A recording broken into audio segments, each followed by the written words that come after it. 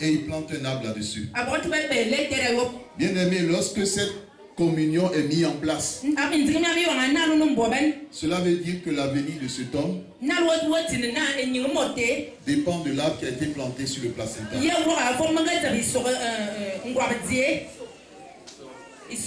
Et tous ceux qui mangeront les fruits du bananier, ces personnes mangent une partie de son avenir. Cela veut dire que son avenir est partagé avec d'autres personnes. Et lui ne pourra pas prospérer comme Dieu l'a prévu. Donc cette femme est allée voir des hommes. Ils sont allés au village du père. Elle-même est restée à distance. Et ces hommes ont coupé ce arbre. Le père qui dormait dans la chambre s'est réveillé brusquement parce qu'il a constaté que quelque chose s'est passé. Et quand il est allé vers les arbres qu'il a plantés, il a vu que l'arbre de cette fille n'était plus là. Et il s'est écrié. Elle s'est échappée.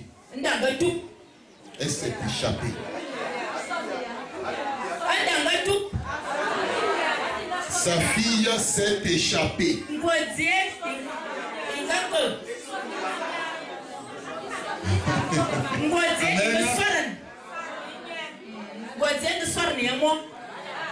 Amen. Amen.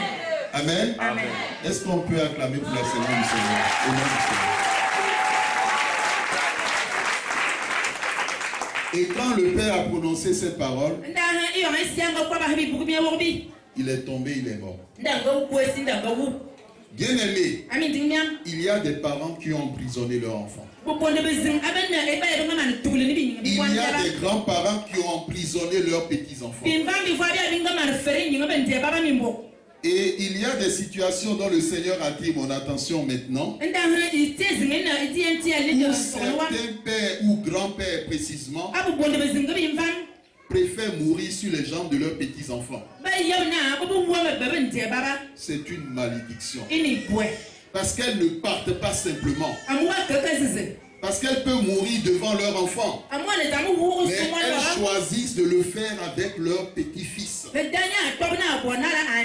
Ou avec leur petite-fille. Parce qu'elles savent qu'en ce moment, elles pourront transférer la malédiction sur la vie de cette personne. Et qu'elles pourront emporter cette personne avec eux. C'est ce qui fait que ces personnes, ils rêvent de leur grand-père ou de leur grand-mère décédée.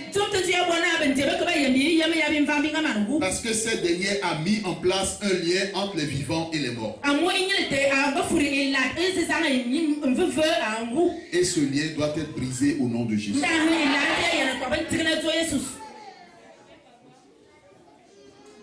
Bien-aimés dans le Seigneur, d'autres personnes se souviennent toujours de la maison de leur père, malgré qu'ils n'y habitent plus. D'autres ont le souvenir des problèmes qu'ils ont vécus, comme le viol. D'autres ont le souvenir des souffrances, de la maltraitance dont ils ont été part de la part de leurs parents.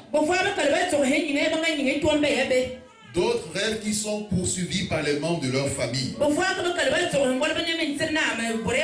par des animaux sauvages ou domestiques.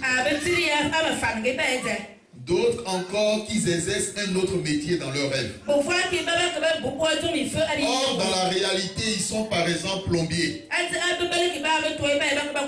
Mais dans le rêve, ils se voient plantons. Dans la réalité, il est directeur d'une société. Mais dans son rêve, il se voit en train de vendre au marché des fruiteries. Cela est lié à la maison de son père. Cela n'est pas normal. D'autres rêvent qu'ils vont à des réunions. pour manger, ou bien qu'ils sortent de leur corps. Si tu es dans cette situation, c'est qu'on t'a donné la sorcellerie et tu as besoin de délivrance. Amen. Amen. Lorsque nous prenons le texte de Jean chapitre 8, verset 34, la Bible dit: quiconque pratique le péché est esclave du péché. Bien-aimé, il est vrai que la Bible a dit les enfants, les pères ont mangé les raisins verts.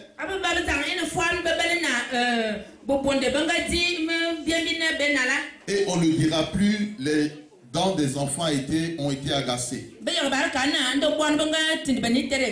Mais comprenons que la malédiction est une autre chose.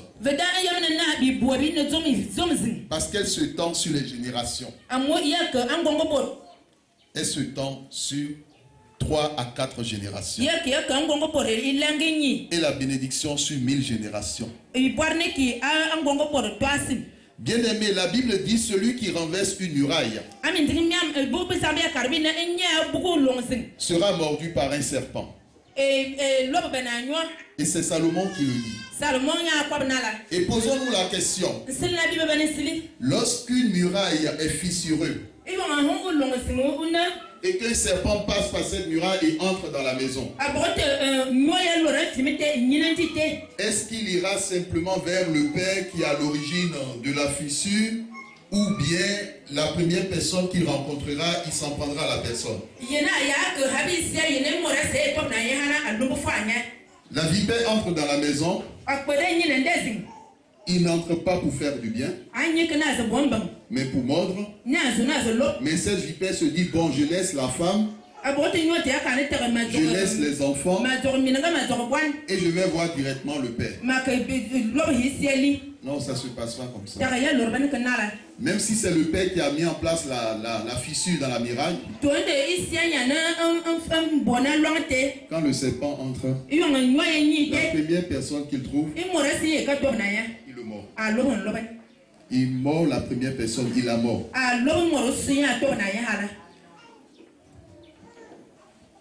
Bien aimé, lorsqu'il y a une brèche,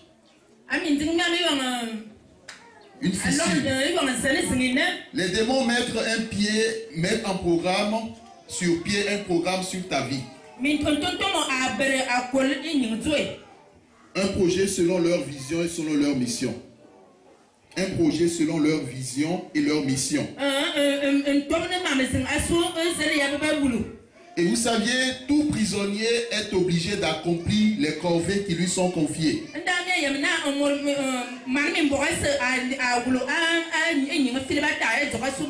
Jésus dit: quiconque pratique le péché est esclave du péché.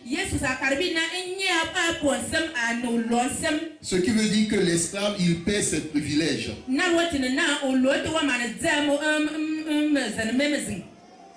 Nous vous avons parlé lors du séminaire de cet enfant qui a été conçu après l'adultère de son père et des conséquences futures.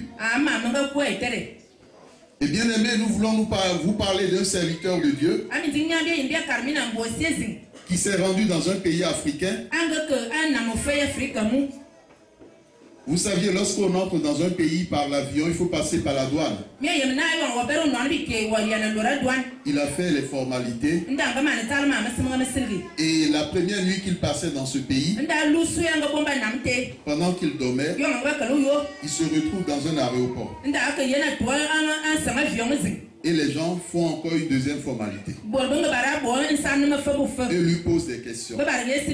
Comment tu t'appelles? Tu viens d'où? Qu'est-ce que tu viens chercher dans ce pays? Et ces traces que tu as sur ton corps, ça vient d'où? Ces blessures, ça vient d'où? Lorsque Dieu dit à Abraham: sors de ton pays, Dieu parlait d'une réalité spirituelle. Parce que dans ce pays, il y avait une douane spirituelle